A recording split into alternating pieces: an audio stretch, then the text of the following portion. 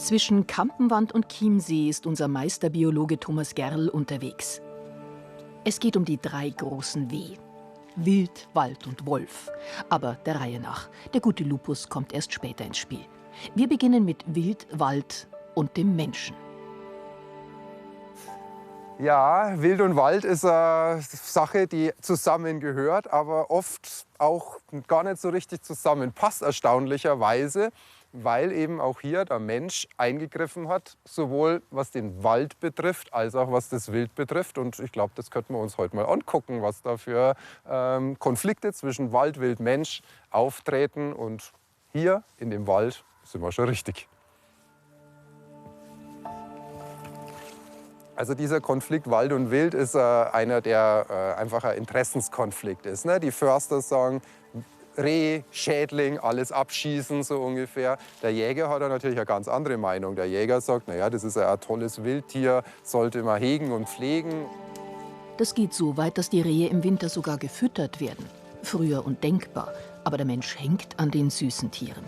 Deswegen jagt er auch zu wenig und so haben sich diese enorm vermehrt. Die Waldbauern, die vom Ertrag des Waldes leben, sind auf Bambi und Co. schlecht zu sprechen. Denn diese lieben junge Triebe und fressen die Zukunft des Waldes, sagen die Bauern.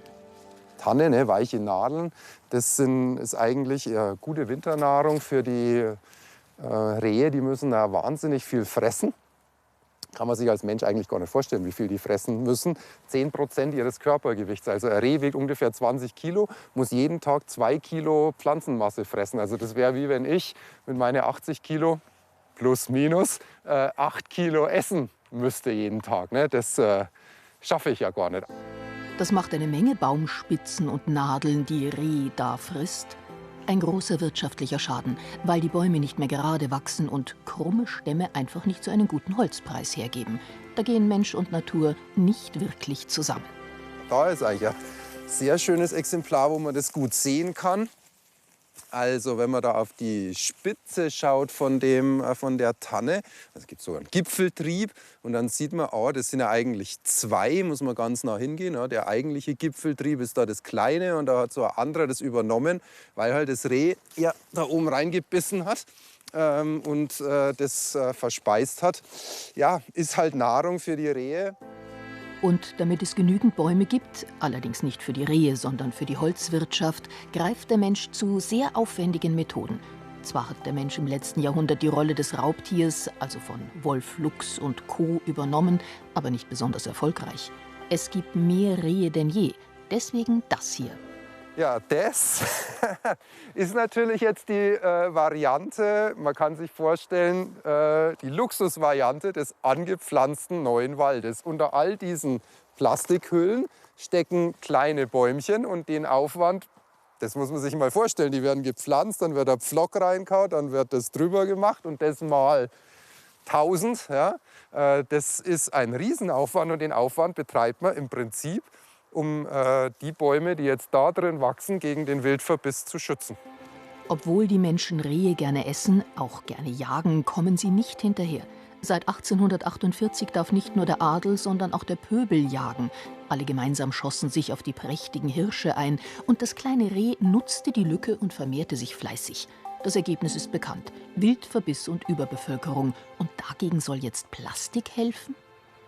In diesen Plastikhüllen herrscht ein tolles Mikroklima. Da ist es tendenziell ein bisschen wärmer und ein bisschen feuchter innen drin. Das heißt, die wachsen auch wie in einem Treibhaus relativ schnell mit eng anliegenden Ästen, bis die eben da diese Höhe haben. Und die Höhe ist auch wieder ausgemessen. Da kommt das Reh dann ungefähr nicht mehr hin, wenn man da oben rauswächst. Ist halt, ja, ist schon ein Aufwand, ne? Also wenn man das so macht. Das wird ja jetzt auch 70, 80, 90, 100, vielleicht noch mehr Jahre dauern, bis das irgendwie mal erntereif ist. Das heißt, die das hier gepflanzt haben, die haben das für ihre Enkel gemacht. So viel Arbeit, nur weil es zu viele Rehe gibt? Da kamen einige Menschen auf eine grandiose Idee. Der Wolf muss wieder her. Der jagt das Reh. Wir lassen ihn rein und tun ihm nichts. Fehler? Auf jeden Fall hochemotional.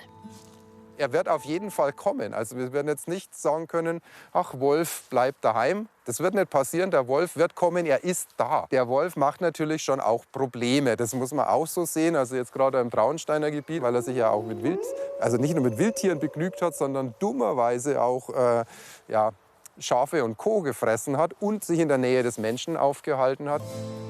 Also der gute Isegrim hat ganz schön viel falsch gemacht. Aber er ist halt doch ein Wildtier. Und trotz der Probleme, die man auch mit dem Abschuss eines Problemwolfes lösen könnte, ist unser Wir in Bayern-Biologe Thomas Gerl ganz klar der Meinung: Es ist halt ein Tier, das in Bayern ursprünglich mal heimisch war und ist und vom Menschen halt ausgerottet wurde als Nahrungskonkurrent. Grundsätzlich sollte der Wolf bei uns in Bayern eigentlich schon wieder seinen Platz finden dürfen. Aus Sicht eines funktionierenden Ökosystems ist nicht der Wolf, sondern der Mensch der Problembär. Es ist naja, Sie wissen schon.